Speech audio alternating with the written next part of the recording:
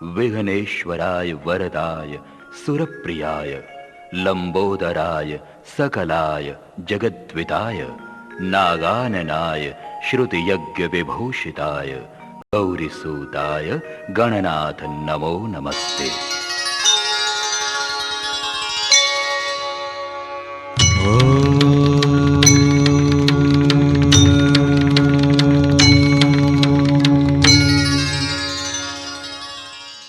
तो समझ में आ गया तब पूर्णता है, मतलब अनुभव हो गया तो पूर्णता है। और सिद्धांत के परे जो निकल जाता है वह केवल्य हो जाता है। अनुभव के आगे जो निकल जाएगा वह केवल हो जाता है। केवल का मतलब वो शून्य हो जाता है। फिर ना वो किसी में मिला है ना उसमें कोई मिला है, वो न्यारा है। ना हम जग में जग ना हम में, ऐसे हम निजसार कहे कबीर सुन भाई साधो पंडित करो विचार। निज सार हो जाता है, निज ही निज हो जाता है और दूसरा किसी में मिला नहीं रहता है। वो किसी में मिक्स नहीं है, उसमें कोई मिला नहीं है। ना वो संसार में मिला है ना संसार उसमें मिला है, ना उसमें माया है ना वह माया में है, ना वह जगत में है ना जगत उसमें है। वो उससे न्यारा हो जाता है।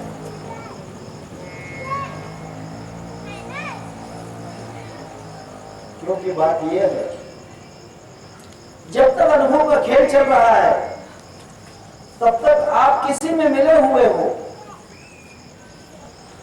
अनुभव जो है यह प्रज्ञा का ज्ञान है। ज्ञान संसार है, ज्ञान माया है। अज्ञान अगर माया है तो फिर ज्ञान कौन हो सकता है? रात अगर सूरज से है, दिन अगर सूरज से है तो रात किससे होती होगी? सोचिए, दिन अगर सूरज से होता है तो रात किससे होती होगी? सूरज के कारण नहीं रात है।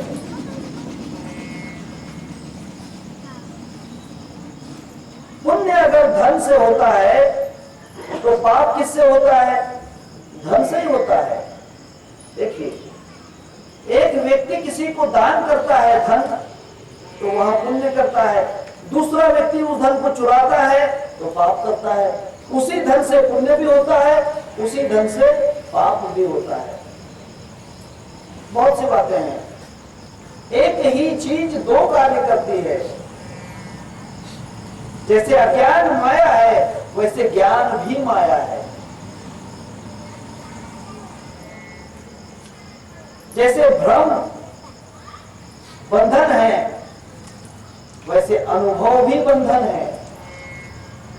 अनुभव में भी मोक्ष नहीं। अनुभव ज्ञान का बंधन रखता है। रजस्तम सत्वति गुणा प्रकृति संभवा निबद्धते महाबाहो देहि देहिनाम वयम्। तमोगुण अज्ञान से, प्रमाद से, आलस्य से और निद्रा से बंधन करता है।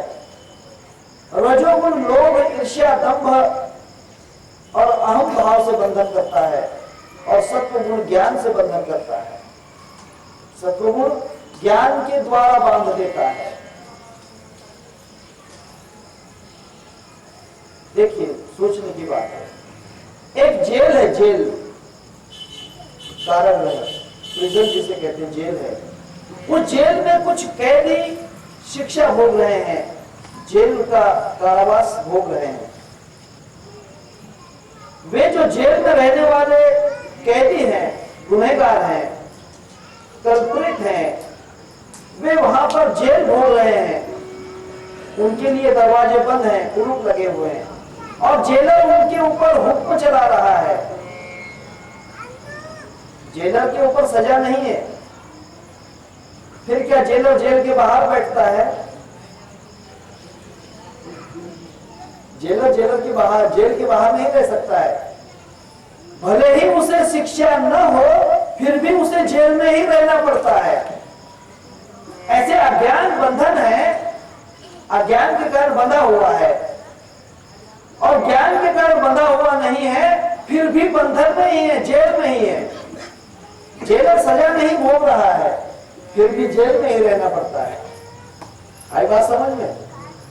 अज्ञान के कारण यह जीवात्मा बंधन भोग रहा है वैसे ही जो ज्ञानी है वह ज्ञान के कारण बंधन भोग रहा है। रजस्तम सत्वजी गुणा प्रकृति संभवा निबद्धते महाबाहो यही देहि नाम वयम। हे अर्जुन, इस जीवात्मा को भगवत गीता में आएगा, आगे प्रवचन में कहूंगा, बाद में श्रावण महीने के प्रवचन में कहूंगा। हे अर्जुन, यह जीवात्मा रजोगुण, तमोगुण और सत्वगुण के कारण इस संसार के अंदर देह से बद्ध हो जाता है। रजस्तम सत्वजी गुणा प्रकृति संभवा निबद्धते महाबाहो देहि देहि नाम वयम। इसीलिए सत्वगुण जो है यह भी बंधन है, अनुभव भी बंधन है। अनुभव के आगे जो निकल गया वहां मुक्त है। हम अनुभव के आगे, अब हमको अनुभव नहीं, हम अनुभव में नहीं रुके हैं, हम ज्ञानातीत हो चुके, अनुभवातीत हो चुके हैं। आदि अंत मध्य जहां नहीं व्यापे महाकाल में भागे, हम अनुभव के आगे, अनुभव के हम परे निकल गए। केवलो हम, केवलो हम, ऐसी अवस्था है। जाया जाता है, कठिन कुछ भी नहीं, बहुत सिंपल बात है, आसान बात है, परंतु क्रियात्मक होना जरूरी है। उस मार्ग को चलना जरूरी है। कबीरदास जी कहते हैं, क्या करे से क्या होता है, क्या नहीं करे से क्या होता है। कहे कबीर सुन भाई साधो, करे तो सब कुछ होता है। अगर करोगे तो अनुभव के भी आगे निकल जाओगे, अनुभव के भी परे निकल जाओगे। दूध है, दूध की दही बनती है, दही से माखन निकलती है, माखन का घी बन जाता है, घी तक अनुभव है। घी जो है वहां तक अनुभव है, घी दिखाई देगा, अनुभव होगा।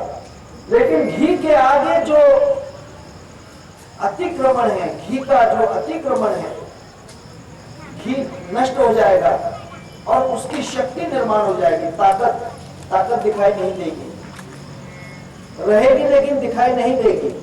आप में ताकत है लेकिन दिखाई नहीं देती कि कितनी ताकत है। ताकत है लेकिन कितनी है नहीं। घी के पार निकल गई वह बात, अनुभव के पार निकल गई, ये बात है। अवस्था जो है, जहां तक मैं हूं ऐसा दिखाई देता है तब तक अनुभव है, माया है, बंधन है। जहां पर मैं भी दिखाई नहीं देता हूं, तुम की तो बात छोड़िए,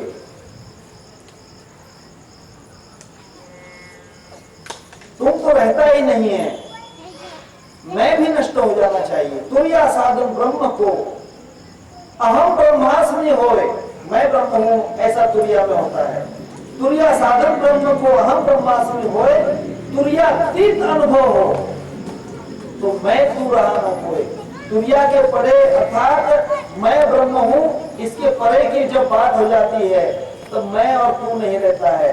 न मैं दिखता हूं न तुम दिखते हो, तुम भी नहीं हम भी नहीं, नहीं रंगना राय, आकार नहीं निराकार नहीं, नहीं पिता नाम आए, आवे नहीं जावे नहीं, नहीं हिले ना हिला, नहीं पुरुष नहीं नारी, नहीं गुरु नहीं चेला। नाना निरंतर हम रहे, हम रहते गंभीरा, कहत कबीर सुन भाई साधो, पंडित करो विचारा। वहां सगुण भी रहता नहीं, निर्गुण भी रहता नहीं, गुरु भी नहीं, शिष्य भी नहीं, ज्ञान भी नहीं, अज्ञान भी नहीं, स्त्री नहीं, पुरुष नहीं, तुम नहीं, हम नहीं, कुछ नहीं रहता है। वह अनुभवातीत अवस्था है, उसे ही केवलो हम कहते हैं। वहां मैं भी नष्ट हो जाता है। समझ में आएगी धीरे धीरे। चलना मत बंद कीजिए, रुकना नहीं। रुक गए तो रुक गए,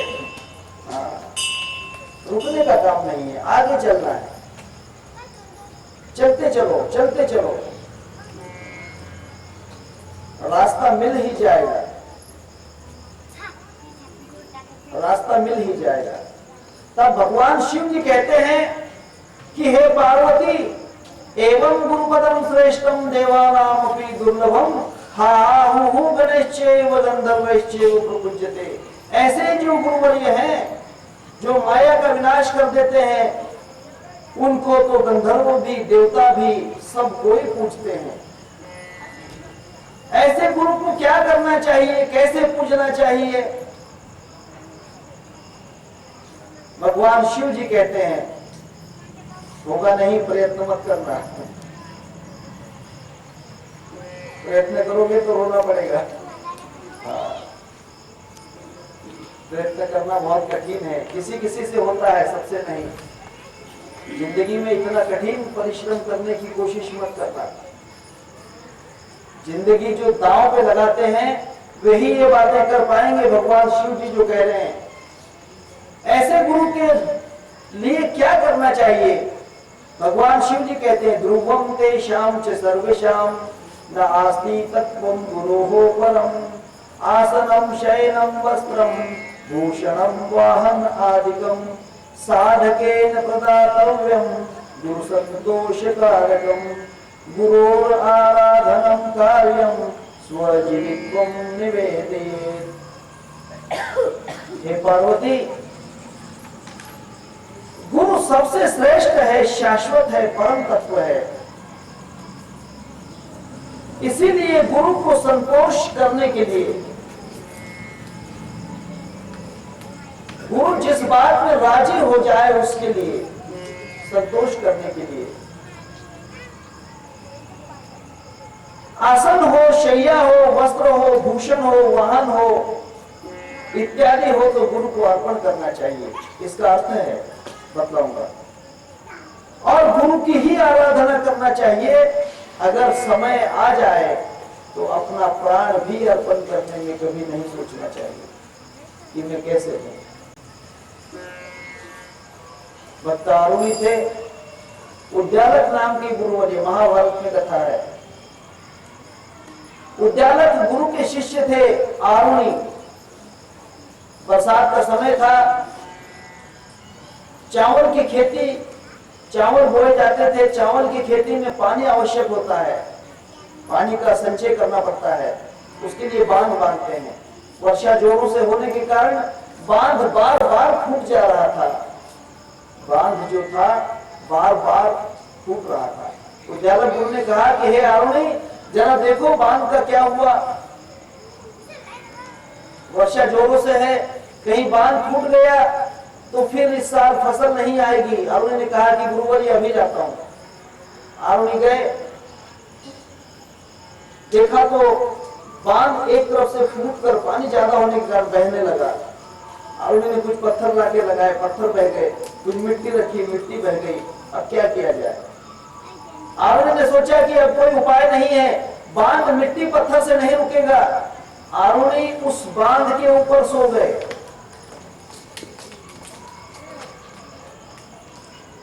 आरुणि उसी बांध के ऊपर सो गए जो खेती के ऊपर मिट्टी का बांध था। बांध पे सोने के कारण वर्षा जोरों से ठंड भी लग रही थी और पानी, बांध का जो पानी था, पानी की बाढ़ आरुणि के ऊपर से जा रही थी। आरुणि का वहां बंधन लगने के कारण मिट्टी वगैरह आरुणि के ऊपर चढ़ गई और बांध पूरा बंद हो गया। खेती से पानी नहीं बहा, खेती बिल्कुल सुरक्षित रही। खेती बिल्कुल सुरक्षित रही।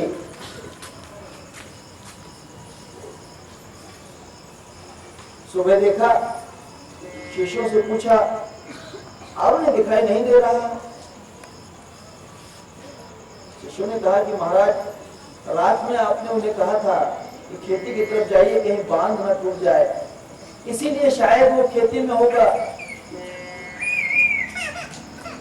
तब गुरु उद्यालक कहें कि चलो देखते हैं। बहुत ढूंढा, आरुणि कहीं दिखाई नहीं दिया, कहीं दिखाई नहीं दिया। एक तरफ जाकर देखा तब कहीं से कपड़े का चिन्ह नजर आया कि कपड़े दिखाई दे रहे हैं। दूसरे शिष्य ने कहा कि महाराज, आरुणि इसी मिट्टी के नीचे है, उसके कपड़े दिखाई दे रहे हैं। उन्होंने कहा कि जरा हटाओ, उसे देखते हैं। आरुणि मर चुका था। आरुणि कार्य के लिए अपना प्राण दे चुका था। उद्यालय गुरु ने कहा कि हे आरुणि, मैंने तुझे बांध रखने के लिए कहा था, खेती संभालने के लिए कहा था, प्राण देने के लिए नहीं। चलो। आरुणि उठकर बैठ गए। गुरु बोलिए और क्या आना चाहिए? जो गुरु के कहने से मर सकता है, जो गुरु के कहने से मरकर भी उठ सकता है, वो शिष्य है। बड़ी कठिन परीक्षा है। गुरु ने कहा मर तो मर जाएगा, गुरु ने कहा कि रुक तो रुक जाएगा। छोटा सा किस्सा कहता हूं। अजमेर में ख्वाजा गरीबन नवाज मोइनुद्दीन चिश्ती, उनके यहां पर एक छोटा बालक था जिसका नाम था पित्तू। पित्तू नाम का बालक था। हम कहीं किसी बंटी उसे कहते हैं, ऐसा उस बालक का नाम पित्तू था। पित्तू को बचपन से बाबा ने बचपन से पाल कर बड़ा किया था। बाबा के यहाँ पर बहुत शिष्य आते थे। बहुत से शिष्य बाबा के यहाँ पर आने के पित्तू कहने का कि भाई तुम इतने लोग आते हो, बाबा तुमसे क्या कहते हैं, बाबा से क्या लेते हो, बाबा तुमको क्या कहते हैं? उसने कहा कि पित्तू तुम्हें नहीं मालूम? अरे हम बाबा के आशिक हैं, हम बाबा के शिष्य हैं, हमें बाबा बड़ी कृपा करते हैं। उसने कहा कि आप पर ही करते हैं, मुझ पर नहीं। उसने कहा कि नहीं, ऐसा नहीं हो सकता है। बाबा उन्हीं पर कृपा करेंगे जो उनका आशिक बनेगा, जो उनका शिष्य बनेगा। उसने कहा कि फिर तो मैं भी बनूंगा। देखा देखी लिया जो मोटे गाया और बड़े रो, ऐसा नहीं चलता है। सोचो पहले, गुरु करने के पहले सोचो, वरना बाद में पछताओगे कि मैंने किसको गुरु कर लिया, क्यों गुरु कर लिया, गलत क्यों की, ऐसा गुरु किस काम था। पहले सोचो, गुरु करने के पहले 10 बार विचार करो, क्योंकि गुरु का मार्ग बड़ा ही कठिन है। पत्थर के देवताओं की पूजा आराम से कर सकते हो, जिंदा गुरु के साथ में रहना बहुत मुश्किल है। मिट्टी के नाग बनाकर, तांबे की, पीतल की, सोने की नाग की मूर्तियां बनाकर भले ही घर में पूजा कर लोगे, जिंदा नाग अगर आ गया तो घर में नहीं रह सकते हो। जिंदा गुरु संभालना बहुत मुश्किल है, जिंदा गुरु के साथ रहना बहुत मुश्किल है। पित्तू ने कहा कि मैं भी आशिक बनूंगा। बाकी शिष्य ने कहा हाँ ठीक, बन जाओ, तुम तो बचपन से हो बाबा के साथ, बाबा के हाथ का खाते हो, पीते हो, वहीं रहते हो, बाबा तुम पर बड़ा ही प्रेम करते हो। बाबा बाहर से आए, उन्होंने पित्तू ने कहा कि बाबा जी मुझे आशिक बना दो ना। बाबा ने कहा कि बेटा ये सबके बस का रोग नहीं है, सबका काम नहीं है। आशिक बनना कोई साधारण बात है, शिष्य बनना कोई साधारण बात है, बच्चों का खेल है। आई भाई ने दिल्ली भर मुठो नवरकर गले में माला पहन लेना कोई आसान बात है। गुरु की माला ग्रहण करना, इसका मतलब यह है कि मैं गुरु का बंधन कबूल कर रहा हूं। कबीरा कुत्ता राम का मोती नाम धराए, गल बिच बांधू प्रेम की रस्सी, जित खींचू उत जाए। अब गुरु ने जहां भी खींचा है तो वहीं जाऊंगा।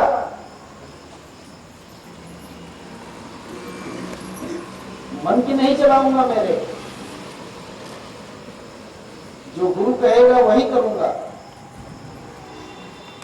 मैं खुद नहीं, खुद का करूंगा। बाबा ने कहा कि बेटा पित्तू ये काम तेरा नहीं है, तू मेरे पास रहता है, खा पी आराम से रहे। उसने कहा कि नहीं बाबा, मुझे तो आपको आशिक बनाना ही पड़ेगा। बड़ी जिद पकड़नी बच्चे ने, छोटा सा बच्चा था, 10-11 साल का बच्चा था।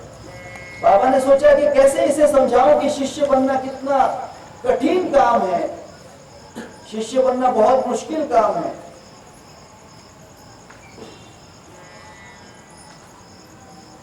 बहुत मुश्किल है।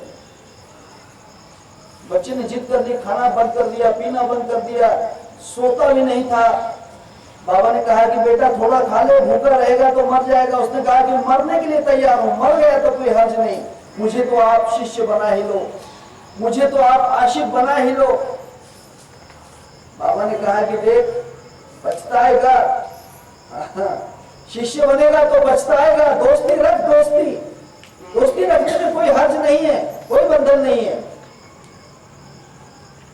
दोस्ती चलेगी, लेकिन शिष्य बनना बड़ा कठिन है, ये जन्म जन्म का बंधन है। उसने कहा कि बाबा कुछ भी हो मुझे आशिकी सिखा दो।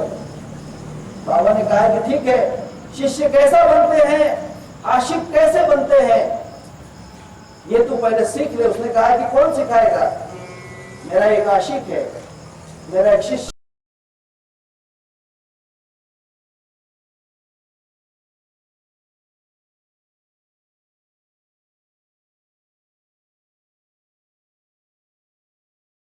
है, उससे जाकर सीख कि शिष्य कैसे बनते हैं। बाबा बतलाओ, अजमेर में रहते थे बाबा। पित्तू को कहा कि पित्तू तुम्हें ब्रह्मपुर जाना पड़ेगा। ब्रह्मपुर में उनका एक शिष्य था, ख्वाजा गरीबन नवाज मोइनुद्दीन चिश्ती का। वह शिष्य बड़ा ही गरीब था, बड़ा ही गरीब शिष्य था। किसी भोई के यहां पर चने भूनने का काम करता था। पित्तू वहां पहुंच गया एड्रेस पर। उन्होंने कहा कि भाई यहाँ चने भूनने वाला कोई है, ख्वाजा गरीब नवाज का आशिक। ख्वाजा साहब का नाम सुनते ही उनका शिष्य एक क्षण के लिए बेहोश हो गया और फिर उठकर कहा कि भाई मेरे गुरु का नाम किसने लिया। हाँ, गुरु का नाम भी अगर आ जाए तो जागृति होना चाहिए। सदगुरु चे नाम एकता गानी, यम काल कापति दोनी, ब्रह्मा विष्णु रुद्र तीनी, कर जोड़नी तिष्ठति उद्धव। भगवान कृष्ण कहते हैं उद्धव को कि गुरु का नाम अगर कान पर आ जाए, गुरु का नाम अगर आ जाए तो समझ लेना कि सब काल दूर हो गया। गुरु का नाम सुना ख्वाजा गरीबन नवाज, अरे भाई कौन है जो मेरे गुरु का नाम ले रहा है, मेरे पीर का नाम ले रहा है। उसने कहा कि मैं हूं, मैं पित्तू। भाई कौन पित्तू है। बाहर निकले, देखा एक 10-11 साल का बच्चा। तुम कहां से आए हो? अजमेर से आ रहा हूं। कैसे आए हो? बाबा ने भेजा है। बाबा को जानते हो? गुरुजी को जानते हो? उन्होंने तो भेजा है। कहां रहते हो? बाबा जी की कुटिया में रहता हूं। कुटिया में रहते हो बाबा जी के? सबसे पहले वहां पर वंदन किया और उनके जो पैरों की धूल थी, छोटे बच्चे, वो धूल अपने मस्तक पर लगाई। उसने कहा कि वाह वाह, हे पित्तू बड़ा अच्छा हुआ, बहुत दिन हो गए गुरु के दर्शन नहीं हुए, उनके चरणों का स्पर्श नहीं हुआ, तू वहां से आया है, तेरे पैरों में जरूर गुरु की कुटिया की मिट्टी लगी होगी। उसने कहा कि भाई रहने दो, पहले मुझे ये बताओ कि शिष्य कैसे बनते हैं, आशिक कैसे बनते हैं। उसने कहा कि भाई ये तो मैं नहीं सिखा सकता हूं, मैं गुरु का आशिक हूं, ये बात सच है, मैं शिष्य हूं, बाबा का मैं शिष्य हूं, लेकिन मैं कैसे बताऊं कि शिष्य कैसे बनते हैं, आशिक कैसे बनते हैं, ये तो मैं नहीं बताऊंगा, ये तो गुरु ही जानते हैं। उन्होंने कहा कि हाँ भाई कुछ भी हो, बाबा ने मुझे भेजा है, आप मुझे सिखा दो और कल तक सिखा दो, जब तक आप नहीं सिखाएंगे मैं रोटी नहीं खाऊंगा। 7 दिन हो गए रोटी नहीं खाई। उसने कहा कि बड़ी आफत वाली बात है। ठीक है बिट्टू रुक जाओ, 5 मिनट रुक जाओ, मैं अभी आया। जो बाबा का शिष्य था अंदर गया, अंदर जाकर ध्यान में गया, तसव्वुर में, और ध्यान में गुरु से पूछा कि महाराज आपने क्या सवाल डाल दिया मेरे ऊपर, मैं कैसे बताऊं कि आशिक की क्या चीज है, गुरु भक्ति क्या चीज है। उसने कहा कि तुम्हें सिखाना ही होगा, इसीलिए तो मैंने पित्तू को तेरे पास भेजा है, जा उसे आशिकी सिखा दे। उसने कहा कि कैसे क्या करूं? मर जा, मर जाओ। ख्वाजा साहब ने कहा कि तुम्हें मरना होगा, बस मरने की बात है, मरने से वो आशिक बन सकता है, कोई बात नहीं। उसी वक्त ध्यान में ही अपना प्राण छोड़ दिया।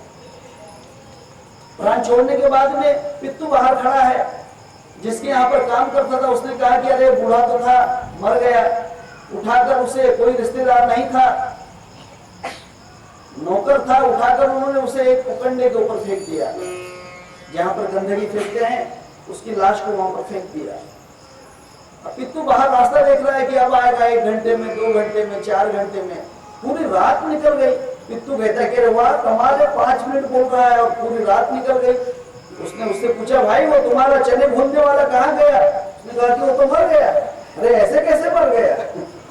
मुझे सिखाया भी नहीं, आशिक कैसे बनते हैं, कहाँ है वो? उन्होंने कहा कि अरे भाई कहाँ पूछ रहे हो, उसकी तो लाश हमने फेंक दी, उसकी लाश तो फलाने गटर के पास पड़ी होगी, जाकर देखो। अच्छा, पित्तू दौड़े दौड़े गया। उसकी लाश को कौवे नोच रहे थे, कुत्ते उसे फाड़ कर खा रहे थे, कुत्ते खा रहे थे फाड़ कर। पित्तू ने कहा कि यार कितना झूठा है तू, ख्वाजा साहब का आशिक खुद को कहता है, और मुझे आशिकी सिखाए बिना मर गया। मुझे आशिकी भी नहीं सिखाई कि आशिकी कैसे होती है। लाश बोलने लगी कि बेटा ऐसी होती है।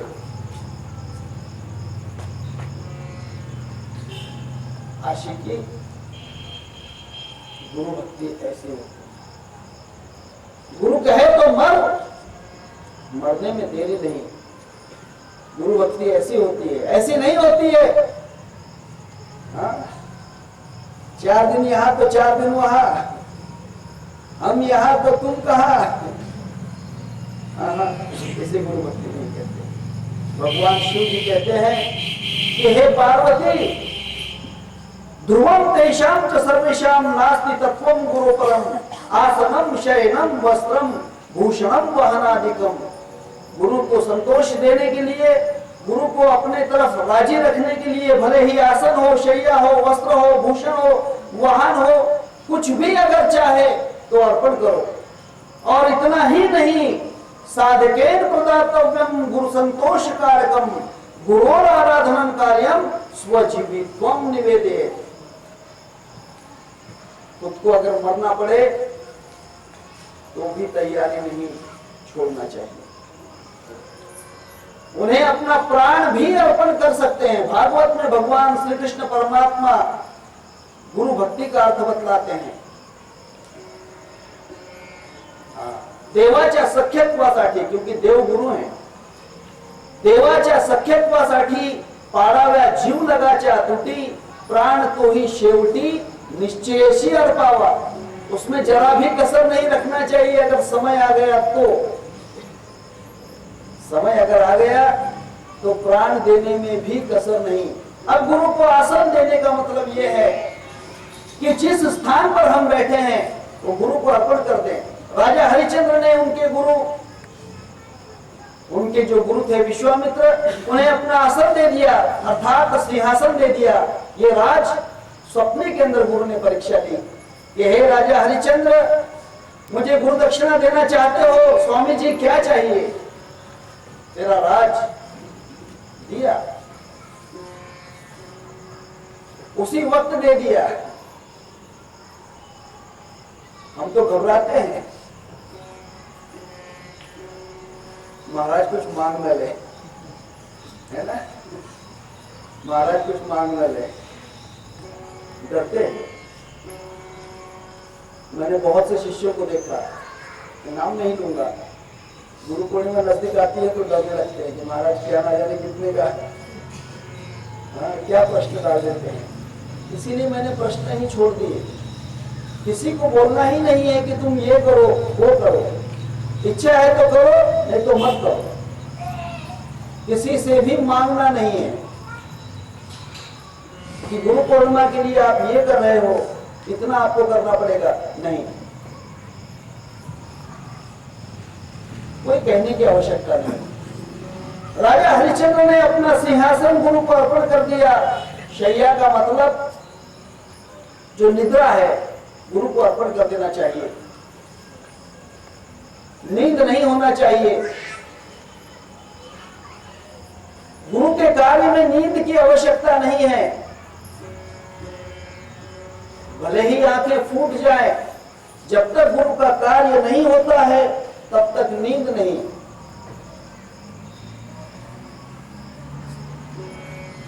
नींद नहीं आना चाहिए। आधी रात नीलकंठ भई, नगर गया सब सोए। ये संसार पूरा ज्ञान में सोया हुआ है। आधी रात नीलकंठ भई, नीलकंठ का मतलब शिव, दोहा बहुत अच्छा है, अर्थ जानोगे तो समझ में आएगा। आधी रात नीलकंठ भई अर्थात माया जो थी वह शिव हो गई और ये संसार सब सो गया, संसार मिथ्या हो गया। जिनके हृदय राम बसे, अर्थात जिनके हृदय में आत्मा राम जागृत हो गया, उनको नींद कहां से हो? वो सोते नहीं है, वे सो ही नहीं सकते। इसीलिए गुरु को शैया अर्पण कर देना चाहिए। वस्त्र का मतलब ये कपड़े नहीं, कोई धोती शर्ट नहीं।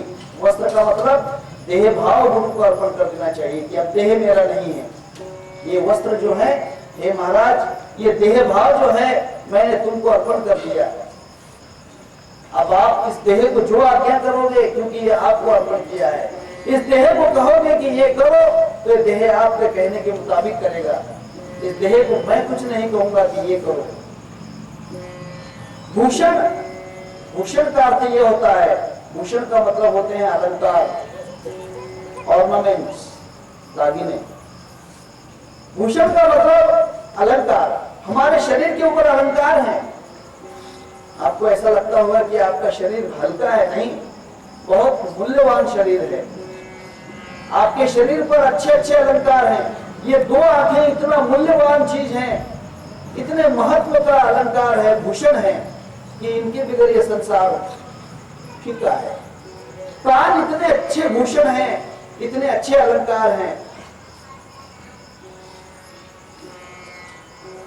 गुरु को अलंकार अर्पण कर देना। जिह्वा अलंकार है, हाथ अलंकार है, पांव अलंकार है।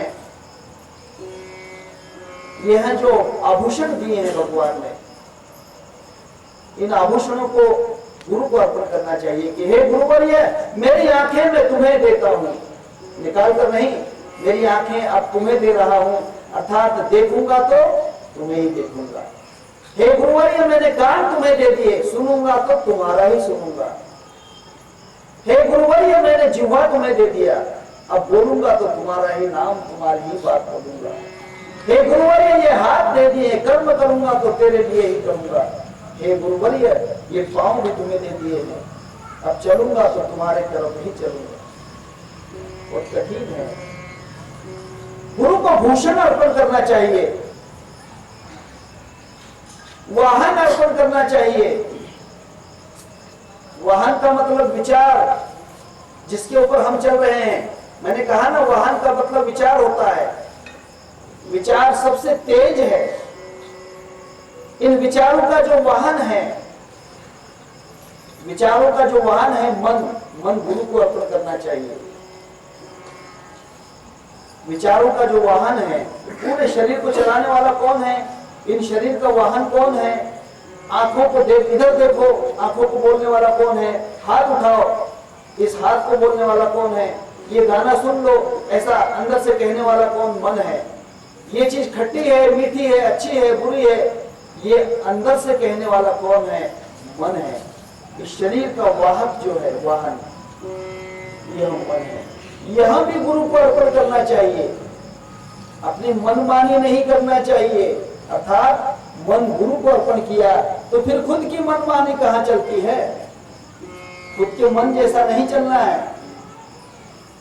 क्योंकि मन गुरु को दे दिया है। और इस कारण वहां पर आसन, शैया, वस्त्र, भूषण, वाहन इत्यादि गुरु को अर्पण करना है। प्राण तक गुरु को अर्पण करना है। सद्गुरु ढोंडोपंत महाराज दादा गुरु हैं, शिवराम महाराज मेरे गुरुवर्य हैं। इनके गुरुवर्य ढोंडोपंत महाराज, और ढोंडोपंत महाराज के गुरुवर्य सिद्धरामेश्वर महाराज थे। सिद्धरामेश्वर महाराज का नित्य नेम था कि सुबह स्नान के लिए गुरु का स्नान खुद अपने हाथों से करवाते थे। महाराज सिद्धरामेश्वर महाराज के गुरुवर ये भाव साहेब महाराज थे। भाव साहेब महाराज सोलापुर से करीब 30-35 किलोमीटर दूर के ऊपर उमदी नाम के गांव में रहते थे। उमदीकर महाराज का नाम भाव साहेब महाराज उमदीकर। और सिद्धरामेश्वर महाराज सोलापुर के पास में पाथरी बोल के गांव है। पाथरी, सिद्धरामेश्वर महाराज पाथरी गांव में रहते थे। दोनों गांव का अंतर करीब 25 किलोमीटर होगा, 25 या 20 किलोमीटर।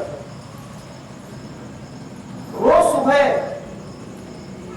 अपने गुरु को स्नान करने के लिए 3 बजे उठते थे सिद्धरामेश्वर महाराज के गुरुवर।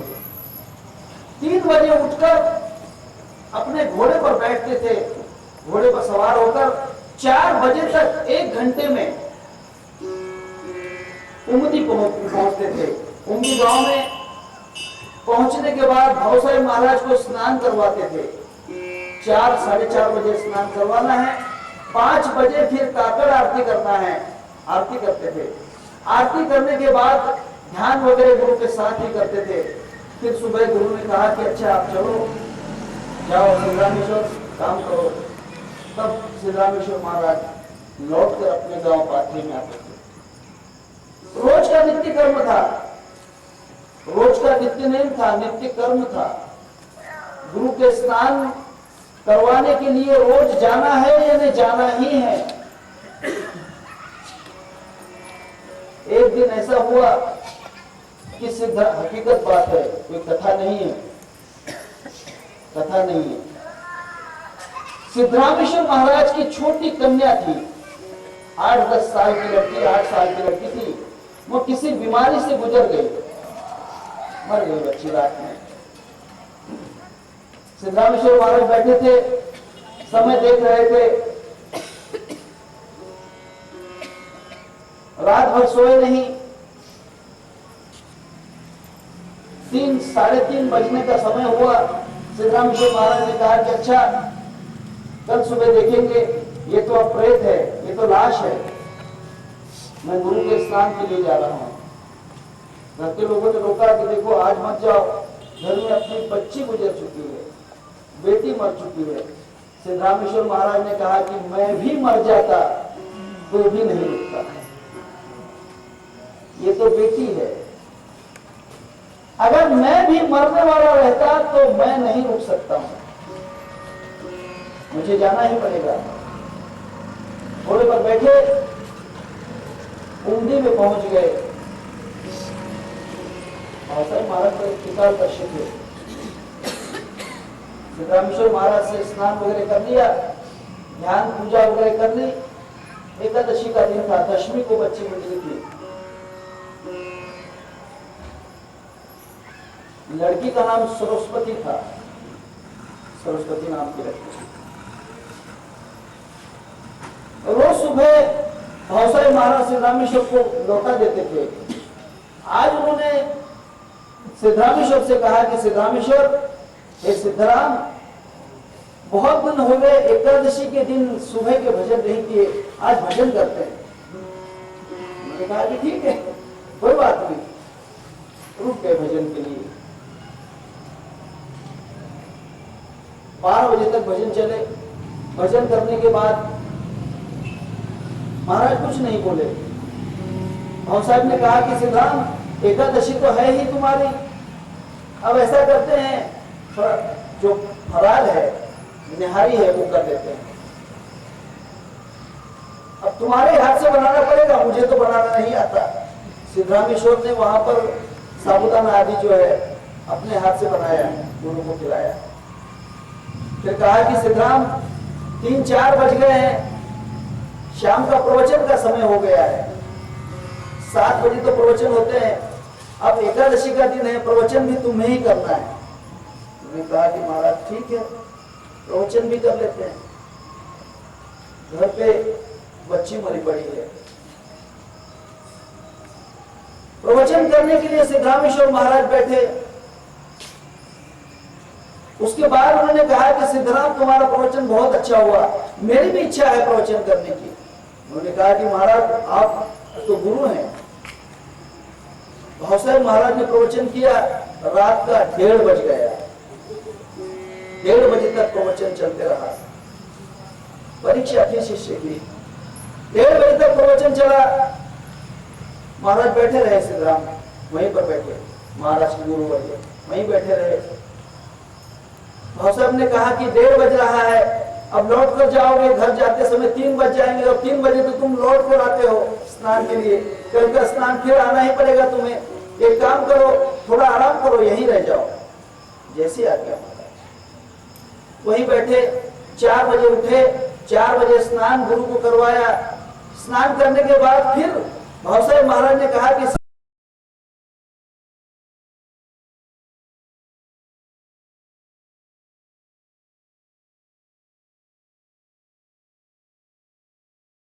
सिद्धराम, बड़ा कल का एकादशी का दिन बड़ा अच्छा था, तुम्हारा प्रवचन बड़ा अच्छा लगा, शिष्य के साथ में प्रवचन और तुम्हारा प्रवचन मैंने सुना, बड़ा अच्छा लगा। एक काम करो, आज दोपहर का जो भोजन है, एकादशी का जो उपवास पूर्ण करते हैं, उसका भोजन भी तुम ही बनाओ। सिद्धराम ने कहा कि ठीक है महाराज। सिद्धरामेश्वर ने जैसा आता था वैसा भोजन बनाया, एकादशी का उपवास पूर्ण किया। द्वादशी के दिन भाव साहब ने कहा कि अरे सिद्धराम, कुछ घर पे काम वाम है कि नहीं, कि दिन भर 2 दिन यहीं पर हो, कुछ काम नहीं, कि जाओ जल्दी घर पे। अच्छा महाराज, आप क्या है?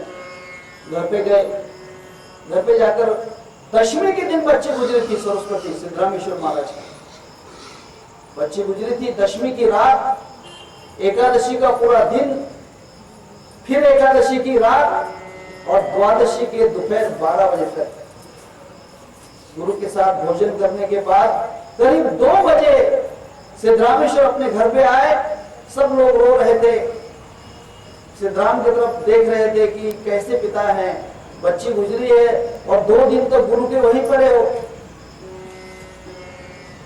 सिद्धरामेश्वर ने कहा कि कैसे मूर्ख लोग हैं, अरे बच्ची का जो पेट है यह बदबू देने लग गया है, पेट फूक गया है, पेट में फुलाव होने लग गया है और यह प्रेत अभी तक उठाया नहीं। अरे क्या कर रहे हो, ये प्रेत अभी तक उठा नहीं।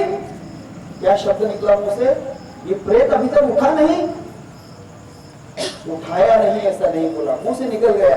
क्या कर रहे हो, अरे ये प्रेत अभी तक उठा नहीं। इतना बोलते ही बच्चे उठकर बैठ गए।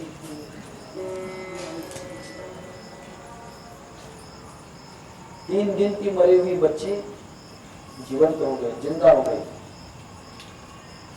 बात करने लग गए। सिद्धरामेश्वर महाराज नीचे बैठ गए। उन्होंने कहा कि गुरुवर्य, मेरी सेवा का बदला मैंने ये नहीं मांगा था।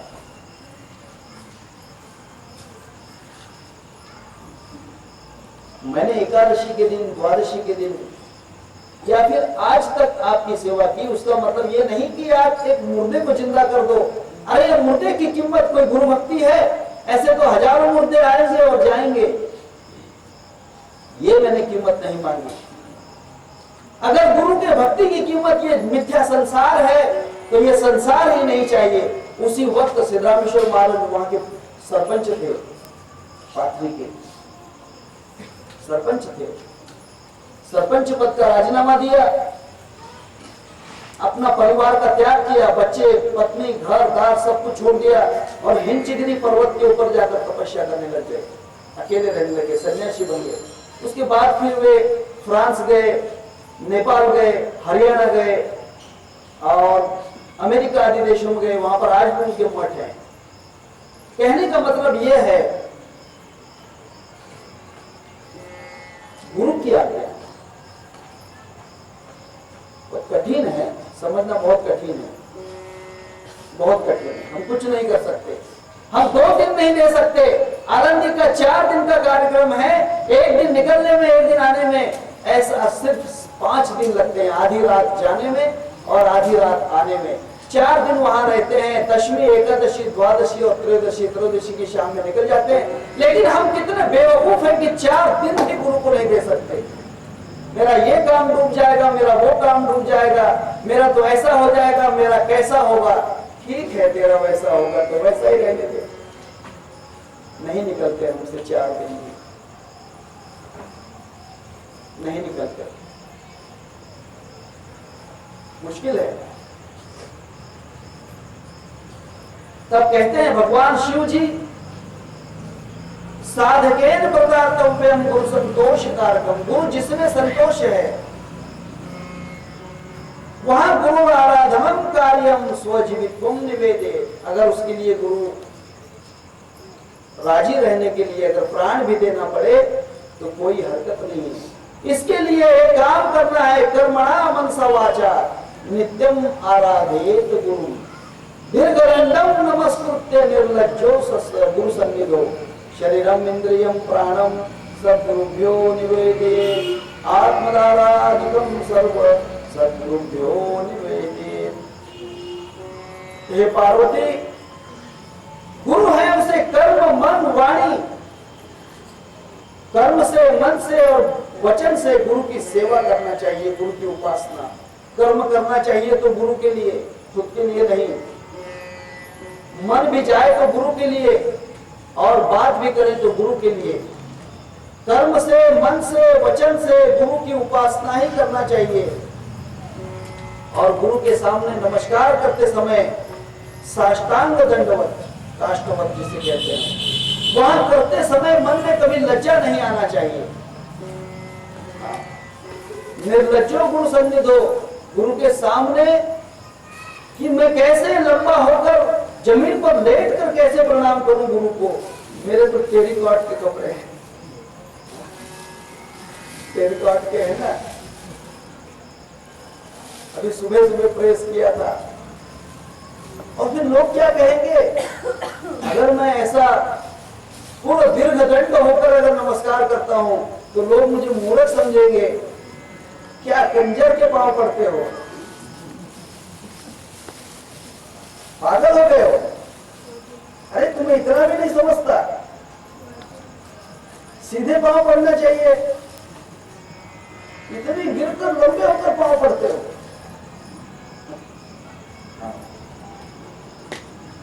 दीर्घदंडम नमस्कृत्य निर्लज्जो गुरु सन्निधो, गुरु के सामने कुछ और विषय नहीं।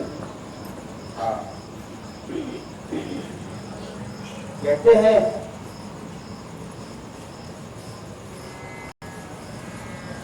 ईश्वर से अगर मिलना चाहते हो,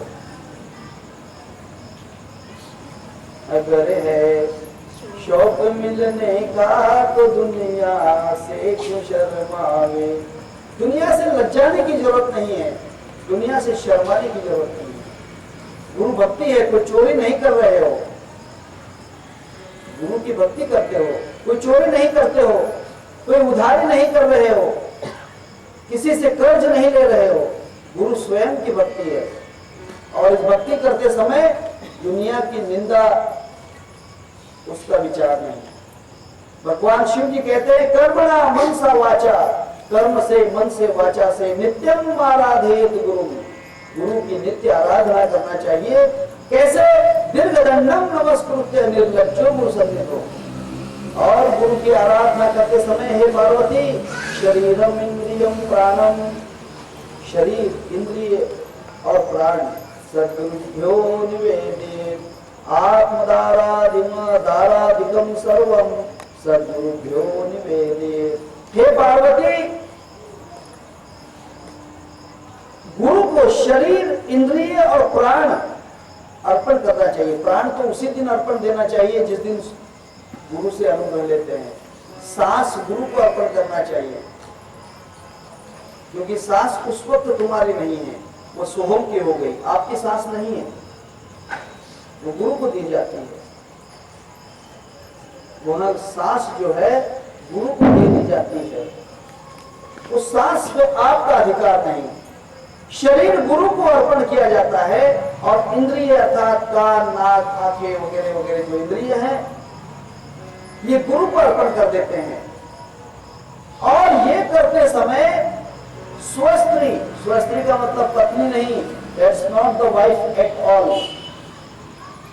स्वस्त्री का अर्थ खुद की पत्नी नहीं जिससे विवाह किया, वो आपकी नहीं है, वो आपके देह की है, क्योंकि आप देह नहीं है। आपकी स्त्री अर्थात आपकी वासना। आप स्त्री क्या समझोगे? गुरु को स्त्री अर्पण कर देना, फिर पत्नी को उठाओ गुरु को अर्पण कर दो। नहीं नहीं नहीं नहीं, ये बात बिल्कुल मिथ्या है। वासना जो है, वासना गुरु को अर्पण कर देना चाहिए। फिर हमारी कोई वासना नहीं। शिष्य बनने के बाद अगर गुरु को वासना रूपी स्त्री अर्पण नहीं किया तो फिर रंडीबाजी करने से नहीं चूकता है, शराब पीने से नहीं चूकता है, बुरे कर्मों से नहीं चूकता है, विषयों से नहीं चूकता है, क्योंकि स्त्री अर्पण नहीं की, वासना गुरु को अर्पण नहीं की। वासना मेरी है, मेरे पास रहेगी, ऐसा समझ लिया। वासना तेरी है ही नहीं। अगर वासना गुरु को अर्पण कर दी तो फिर तेरा काम ही कहां है करने का? अर्पण करने के बाद तेरा नहीं है काम। छोटा सा दृष्टांत कहता हूं। एक गुरुवर्य, उन्होंने अपने शिष्य से कहा कि तुम्हारी कन्या से मैं विवाह करना चाहता हूं, तुम्हारी बेटी से विवाह करना चाहता हूं। अब गुरु थे, कैसे कहा जाए कि मत करो? फिर भी उन्होंने कहा कि ये तो बूढ़े हैं, करीब 100 साल के हैं और कन्या तो 16 वर्ष की है, कैसे विवाह होगा?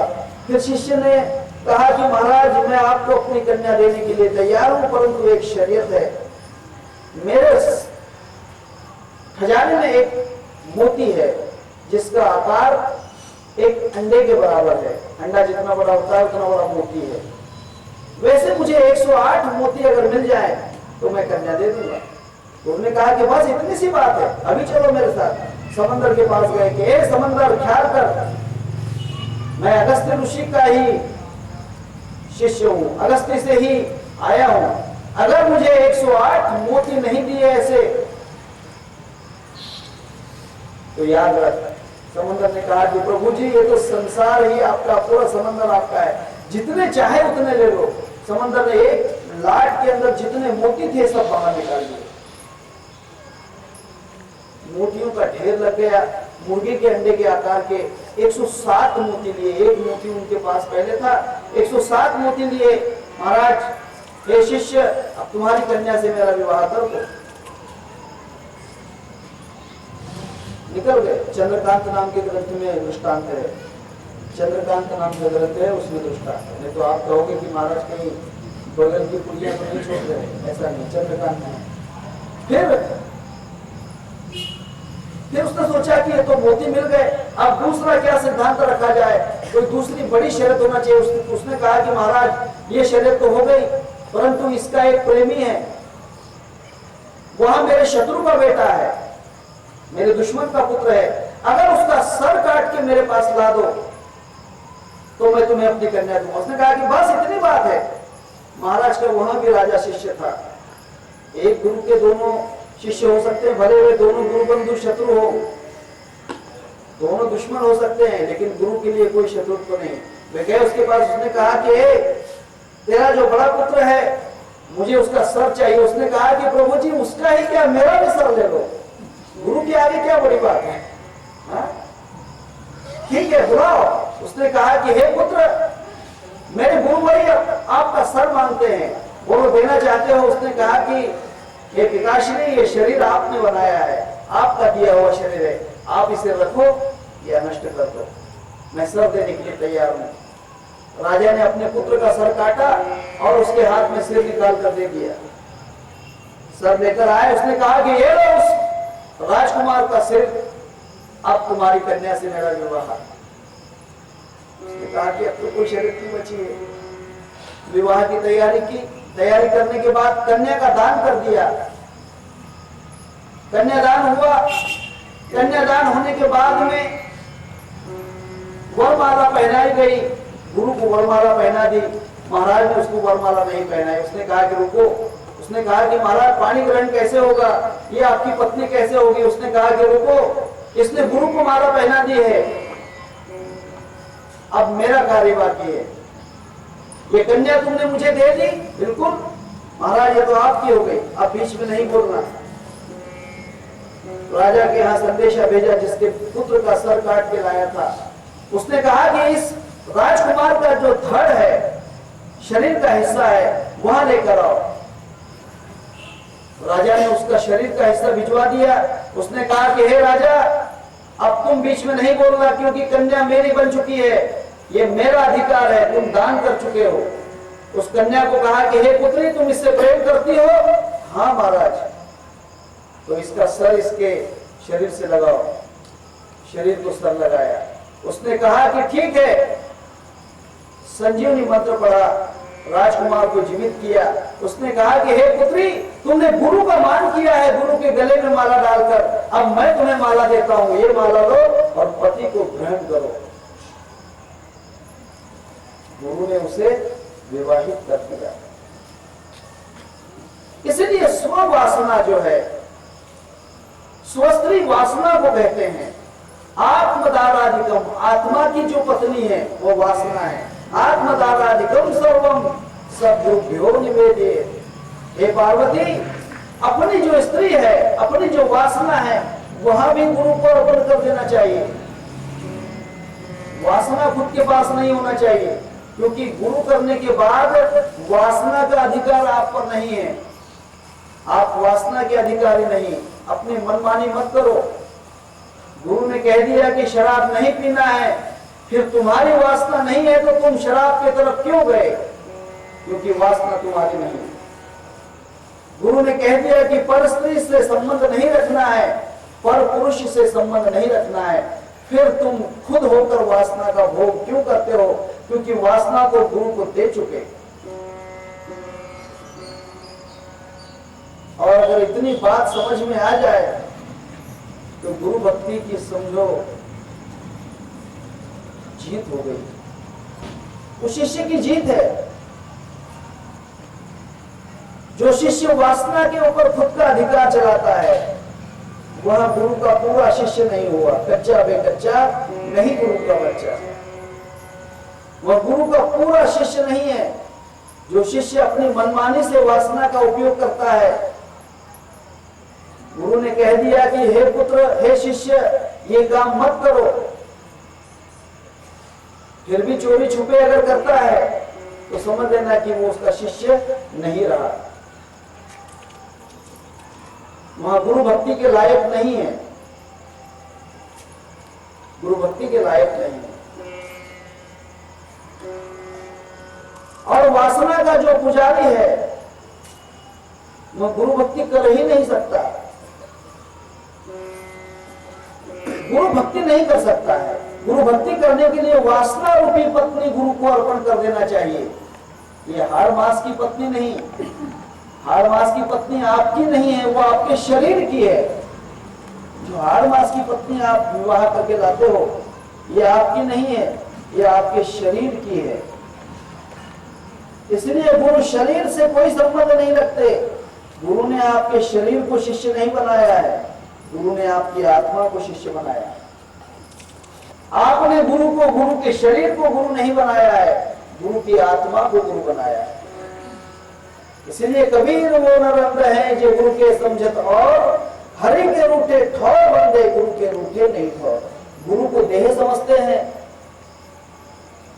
गुरु एक शरीर है ऐसा समझते हैं, गुरु एक व्यक्ति है ऐसा समझते हैं। वे अंधे हैं, वे अंधे ही हैं। उन्हें गुरु नहीं समझा है। गुरु शरीर नहीं है, गुरु आत्मा है। और आत्मा की कोई जात नहीं, आत्मा का कोई धर्म नहीं, आत्मा का किसी से कोई संबंध नहीं। आत्मा तो परम पुरुष है, परमात्मा है। आत्मा तो स्वयं सिद्ध है, शरीर में उसका वास्तव्य है, वास्तव्य है। क्या मस्जिद में लगाई हुई ईंट मुसलमान बन जाती है और मंदिर में लगाई हुई ईंट हिंदू बन जाती है? मंदिर में लगाई हुई ईंट क्या हिंदू है और मस्जिद में लगाई हुई ईंट क्या कोई मुसलमान है? नहीं।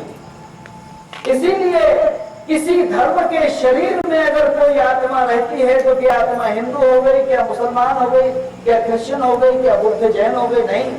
कबीरदास बड़ा अच्छा कहते हैं, हिंदू कहो तो मैं नहीं, मुसलमान भी ना है। हिंदू कहो तो मैं नहीं और मुसलमान भी ना है। हाँ, 5 तत्व का पुत्र, 5 तत्व का पुतला है, गैबी भीतर रहा है। इस 5 तत्व के पुतले में गैबी रहता है, वहां आत्मा रहता है। आत्मा की कोई जात नहीं है, ना आत्मा हिंदू है ना मुस्लिम है, कोई धर्म नहीं है आत्मा का।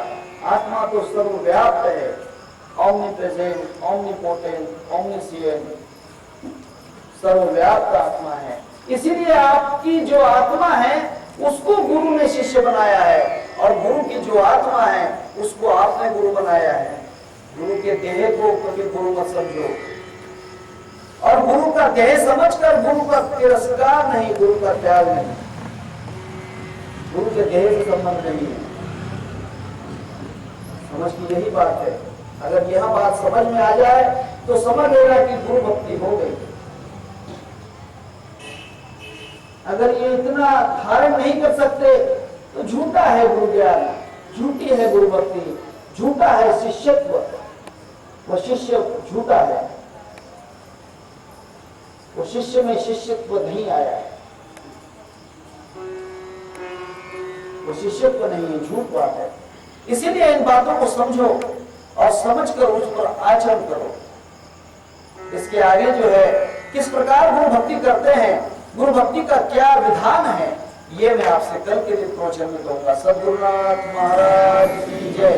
हरे राम राम राम हरे हरे, हरे कृष्ण कृष्ण कृष्ण हरे हरे, हरे राम राम राम हरे हरे, हरे कृष्ण कृष्ण कृष्ण हरे हरे, हरे राम राम राम हरे हरे, हरे कृष्ण कृष्ण कृष्ण हरे हरे। सच्चिदानंद